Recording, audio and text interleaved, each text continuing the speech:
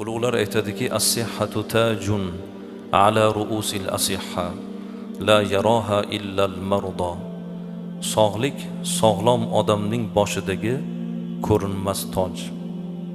Uni faqat bemor odam, kasal odam ko'radi. Sizga havas qiladi. Sizni tetik, bardam, siz tengi odam, lekin u kasal bo'lib qolgan. U bemor bo'lib to'shakda yotib qolgan. Siz bardam, baquvvat uni oldida ko'rkam bir holda turishingiz uning ichini qizdiradi. İchidan havasi keladi.